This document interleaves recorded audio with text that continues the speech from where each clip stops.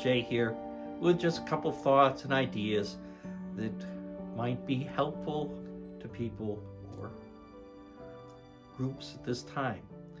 We are right now in a period. We've celebrated the Lord's ascension and we're waiting for Pentecost. And there's this 9-day period. That's one of the reasons I'm still kind of glad that we still celebrate Ascension Thursday on Thursday in this part of the country. And, have that 9 days because it's significant.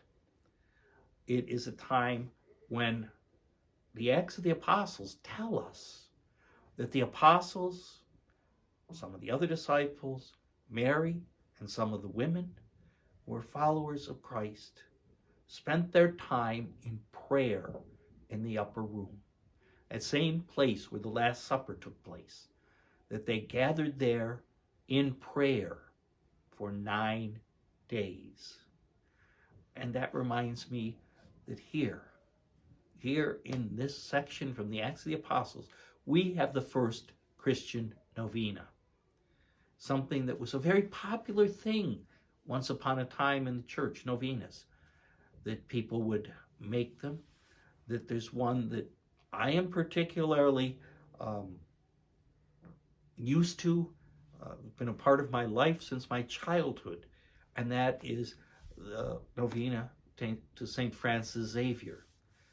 I guess it was kind of a Jesuit thing, and yet at the same time, it was one from the parish that my mother was raised in and that I was baptized in.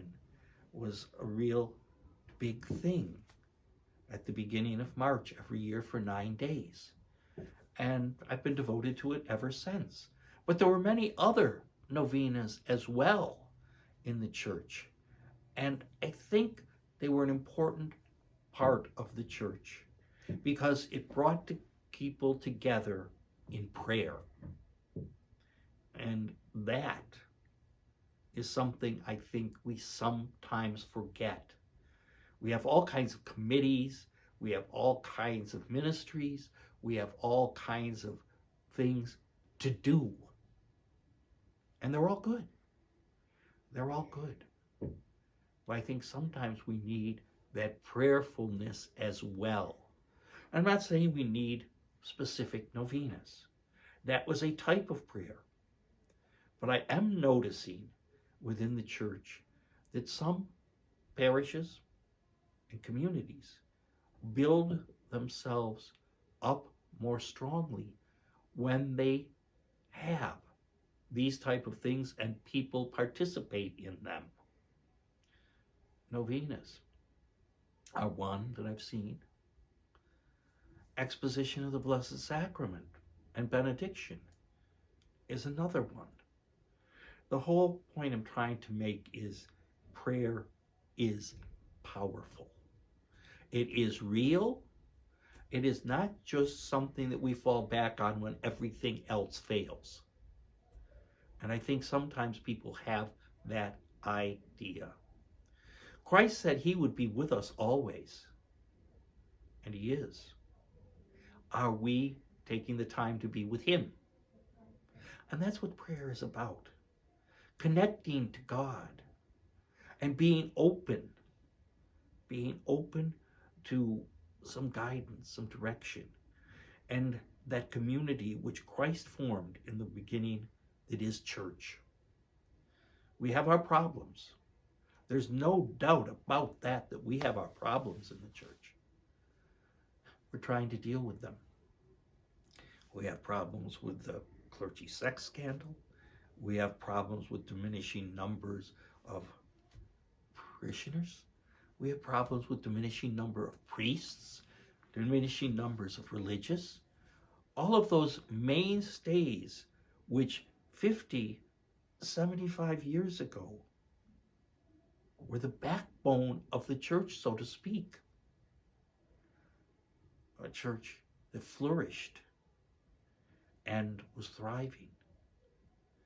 But it was a church where you had these various components, novenas, May crownings, 40-hour devotions, all of these types of things, and all kinds of private prayer as well.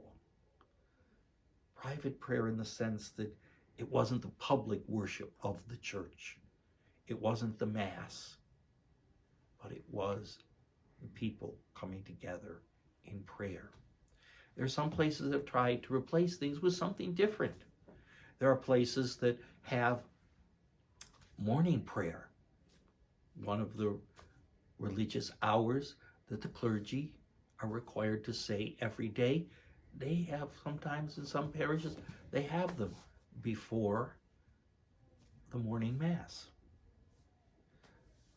When I was at St. Paul's, we used to have morning prayer every Friday morning before the 8 o'clock Mass. It was nice. And that's from somebody who does not like getting up in the morning, which meant I had to get up earlier, but it was good. And the people really took to it.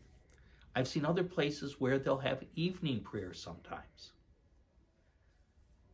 One place I read about recently, that every night the priest or somebody else would lead a video night prayer at 9 o'clock every night. Kind of put the day to an end with prayer. Kind of offer up the whole of what you have to the Lord.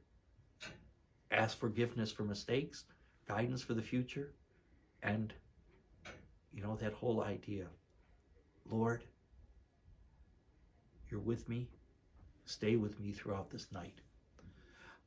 Again, these are all ideas, suggestions.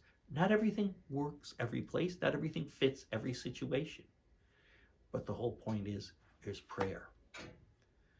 And I always get it wrong because I can never remember the right name that has been here at St. Christopher's on the third Thursday of the month. Prayer and song. I came to it even before I retired because it was beautiful. Didn't draw a lot of people, but it was a beautiful way to give praise to God. And I'd be here for an hour or a little bit more and not realize how much time I'd been here. And it was good because it strengthened me for what I had to face in the coming days and helped me really to concentrate and put my focus on God. And that's good. So what I'm suggesting is we find prayer again in the church in one way or another. Community prayer is obviously the best because it's not just me, but it's all of us. But even that private prayer is important. So when someone says, do you say evening prayer? Do you pray in the evening or at night before you go to bed? Do you pray in the morning when you get up? These were common things that the nuns used to drill into me when I was in school. But I don't know how many people actually do that anymore. So, my friends, think about it. Prayer is powerful. Prayer is our connection with God. Don't shortchange God. He's never shortchanged us. Have a great day. May God bless you and certainly be with you.